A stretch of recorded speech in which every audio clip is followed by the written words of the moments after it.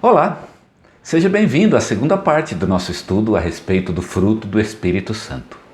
No primeiro vídeo nós vimos que Paulo extraiu a sua doutrina de fruto do Espírito do ensinamento de Jesus e que Jesus extraiu sua própria doutrina do Antigo Testamento. Em resumo, no Antigo Israel, o Antigo Israel foi uma videira que produziu frutos ruins, mas Jesus é a verdadeira videira, ou a videira verdadeira, que produz bons frutos, frutos que fazem a alegria de Deus. Todos os que estão ligados em Cristo produzem esses bons frutos, ou frutos do Espírito Santo, como Paulo os chamaria mais tarde. Hoje vamos falar sobre qual era exatamente o problema dos Gálatas e vamos tentar entender como Paulo respondeu a esse problema.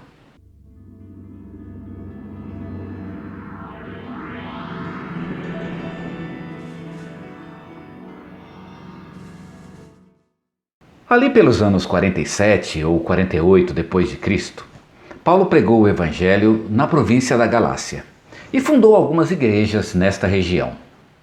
Pouco tempo depois disso, e por razões que ainda vamos estudar, os Gálatas abandonaram o evangelho pregado por Paulo e adotaram uma outra base para a sua salvação e seu relacionamento com Deus: o cumprimento da lei de Moisés. Pessoalmente, eu entendo a lógica do raciocínio dos Gálatas. Se Deus é correto, santo e justo, Ele há de querer que os seres humanos tenham um comportamento correto, santo e justo. Deus não haveria de se satisfazer com menos do que isto. Entretanto, a resposta de Paulo aos Gálatas é que a salvação não acontece por meio da lei e das obras, mas pela fé em Jesus Cristo. Para os Gálatas e outros opositores de Paulo, isso não fazia o menor sentido. Quer dizer que Deus não se importa com o pecado? Quer dizer que nós podemos pecar livremente? Para compreender essa posição de Paulo no diálogo com os Gálatas e com os seus opositores, eu gostaria de mencionar um versículo da carta aos Romanos. No capítulo 6, versículo 1 dessa carta, Paulo diz: "Que diremos, pois? Permaneceremos no pecado para que abunde a graça?" E eu vou repetir: "Que diremos, pois? Permaneceremos no pecado para que abunde a graça?" Paulo está dizendo que a maneira como ele constrói o seu raciocínio poderia levar uma pessoa a entender que nós poderíamos pecar livremente. Paulo seria um anarquista, ou, para usar um termo teológico, um antinomista, isto é, uma pessoa que não aceita nenhum tipo de regra e nenhum tipo de lei. Eu quero destacar que em Romanos 6,1, Paulo não está dizendo exatamente que os seus adversários o acusam de ser um antinomista, ou seja, uma pessoa sem regras, embora eles realmente dissessem isso. Aqui Paulo está concordando que, de fato, quem compreende sua linha de raciocínio até o capítulo 6, lembrando que a carta não acabou ainda, poderia concluir que Paulo não aceita a lei, que Paulo não aceita as regras, que o homem poderia pecar livremente. A pergunta que devemos fazer é: o que Paulo tinha dito em sua carta que daria a entender que o homem poderia pecar livremente? A primeira coisa que Paulo disse foi que não existe nenhuma pessoa justa neste mundo. Em Romanos capítulo 3, versículo 10, ele diz: "Como está escrito, não há justo, nem sequer um." Isto significa que, se Deus exige santidade, e Ele vai mandar para o inferno qualquer um que não tenha essas características de santidade, então Ele vai mandar todo mundo para o inferno, porque não existe uma pessoa santa e justa neste mundo. Neste caso, a salvação pelas obras da lei significaria o fim da própria humanidade. A segunda coisa que Paulo disse é que o próprio Deus já determinou que uma pessoa é justa e santa, não por obra de justiça dessa pessoa, mas pelo fato de que ela creu ou acreditou, ou teve fé em Deus. Estamos aqui falando de Abraão. Em Romanos capítulo 4, versículo 3, Paulo diz: "Pois que diz a Escritura? Abraão creu a Deus, e isto lhe foi imputado como justiça." Ou seja, Deus está considerando e declarando uma pessoa justa, não por ausência de pecado dessa pessoa. Abraão foi considerado justo apesar de continuar sendo um pecador. A conclusão a que Paulo chega é que não é a ausência de pecado que determina a justiça e, em consequência, a salvação de uma pessoa. Nós podemos ser pecadores e, apesar disso, sermos salvos por Deus. Abraão é o exemplo de uma pessoa que foi considerada justa sem ser justa. Paulo ainda não disse como isso é possível, mas o fato é que é possível. Abraão abriu um precedente. Se você tem um mínimo de capacidade lógica, eu imagino que você está um tanto incomodado com esse raciocínio. Justo é justo e injusto é injusto. Eu não posso considerar justo aquilo que é injusto. Se você pensa assim, eu gostaria de apresentar 2 argumentos apresentados por Paulo na carta aos Romanos que podem nos ajudar a compreender por que Deus justificou o injusto Abraão. A primeira coisa que devemos dizer é que uma coisa é aquilo que Deus diz que é. Eu vou repetir, uma coisa é aquilo que Deus diz que é. E acabou. É claro que Paulo não está usando essas palavras. Mas ele diz, em primeiro lugar, que quem declara uma pessoa justa ou injusta é o próprio Deus. Ele reserva para si, absoluto como ele é, o direito de determinar o que é justo e o que não é. Deus não está sujeito à lógica, ele é a própria lógica. Do mesmo modo, Deus não está sujeito à lei e à justiça. Ele é a própria lei e a própria justiça. Ele é o padrão. E por este motivo, uma coisa é o que Deus diz que é. Então, se Deus diz que uma pessoa é inocente, ela é inocente e acabou. Eu poderia ser um ateu e não crer na existência de Deus, mas se eu crer, devo acreditar também que ele é absoluto. No Antigo Testamento, Jó tinha perguntado: quem lhe dirá? Que fazes? E no Novo Testamento, Paulo faz a mesma pergunta em outras palavras. Quem foi o seu conselheiro? Vamos dar um exemplo. Matar é pecado? A lei de Deus, ou a lei que Deus deu a Israel, diz com todas as letras: não matarás. Mas Deus mandou matar. E agora? Agora nada. Quando Deus diz para não matar, é pecado matar. E quando Deus diz para matar, o pecado é não matar. Ele não está sujeito à lei. Deus é a própria lei. É Ele quem estipula o que é certo e o que é errado. Eu espero que você entenda que o Evangelho, que é a última palavra que nós temos de Deus, diz com todas as letras que o homicídio é pecado. Aliás, até o ódio que leva ao homicídio já é pecado, uma vez que a justiça do Evangelho é a justiça do amor. Mas voltando a Romanos, no capítulo 4, versículos 7 a 8, Paulo faz uma citação do Salmo 32, escrito por Davi. Bem-aventurados aqueles cujas iniquidades são perdoadas e cujos pecados são cobertos. Bem-aventurado o homem a quem o Senhor jamais imputará pecado.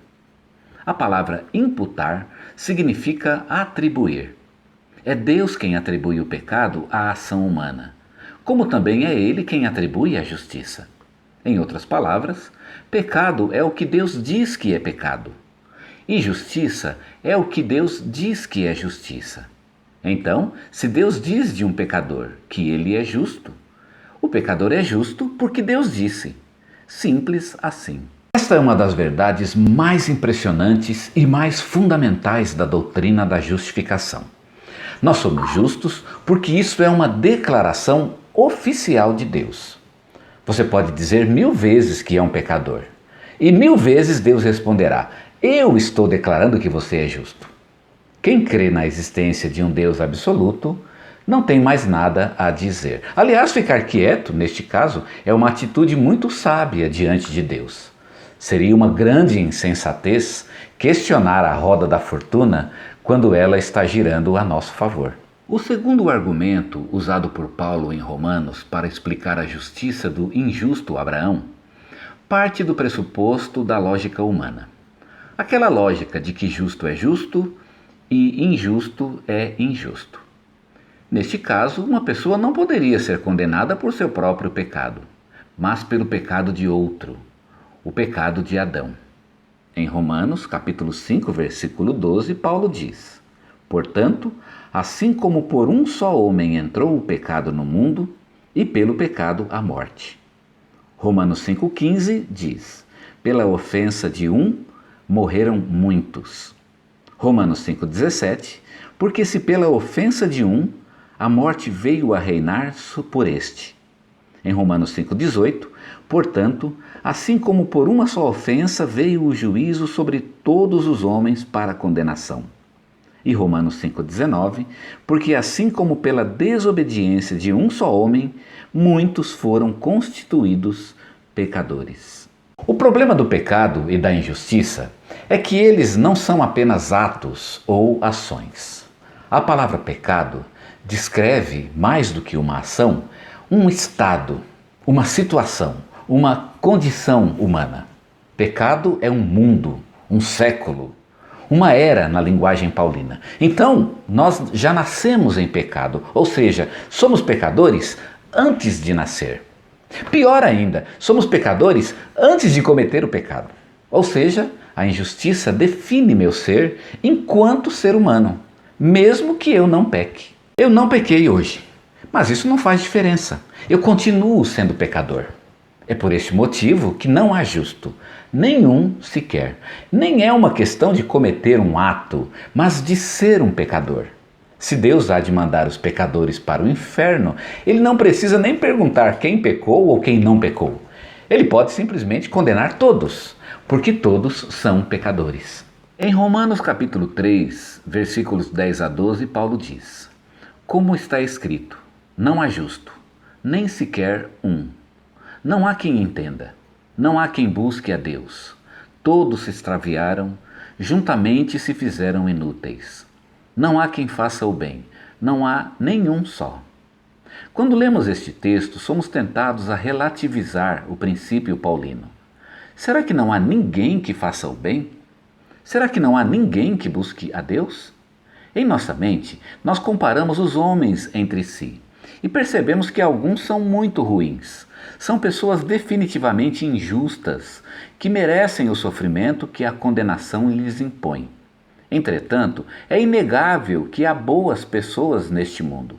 Há pessoas bem intencionadas, pessoas que buscam a Deus, pessoas que amam o bem. A distinção entre o nosso raciocínio e o raciocínio de Paulo é que o apóstolo não está fazendo distinção entre uma pessoa e outra, mas entre as pessoas e Deus. Diante do padrão divino de perfeição absoluta, mesmo os mais santos deste mundo ainda são imperfeitos. Então não tem jeito. Ninguém consegue produzir o padrão de justiça que agrada a Deus, pelo menos não por seus próprios esforços. Agora chegamos à questão que nos interessa. De fato, não é possível produzir o padrão de justiça que agrada a Deus por nossos próprios esforços e, por este motivo, o próprio Deus, mais do que declarar uma pessoa justa, ele implanta nessa pessoa a própria justiça. Eu tinha dito que Deus declara justo ou injusto. Isto é possível porque ele implanta a própria justiça na injustiça. A própria santidade no pecado. Não é que ele mude o nome do pecado e da injustiça, como muita gente acreditava que era o pensamento de Paulo, mas ele implanta a santidade no próprio ambiente do pecado e a justiça no mesmo lugar da injustiça. Eu estou aqui usando a palavra implanta, mas seria melhor usar o termo paulino. Imputa, ou seja, ele atribui. Mas e o pecado? O pecado continua habitando em mim? Continua. E o pecado continua sendo pecado? Com certeza. Então a minha vida está dividida em duas dinâmicas opostas? Perfeito. Já sei. Quando a ação humana é fruto da parte pecaminosa, ela se chama obra da carne. E quando ela é fruto da justiça de Deus, ela se chama fruto do Espírito. Matou a pau. Mas como Deus aceita essa condição dividida? Eu achava que se Deus quisesse possuir o ser humano, Ele iria querer possuir todo o ser, a vida completa, e não apenas uma parte. Pior ainda, Ele teria a parte que já é dele. Ele não teria meu próprio eu, já que o meu eu é exatamente a parte do pecado. Vamos ter que deixar essa questão para o nosso próximo estudo. Por hoje, é suficiente saber que a nossa salvação não está baseada na nossa justiça pessoal, nem na nossa santidade pessoal, mas na justiça e na santidade atribuídas a nós por Deus. Fiquem na paz e na bênção do Senhor e até o nosso próximo estudo.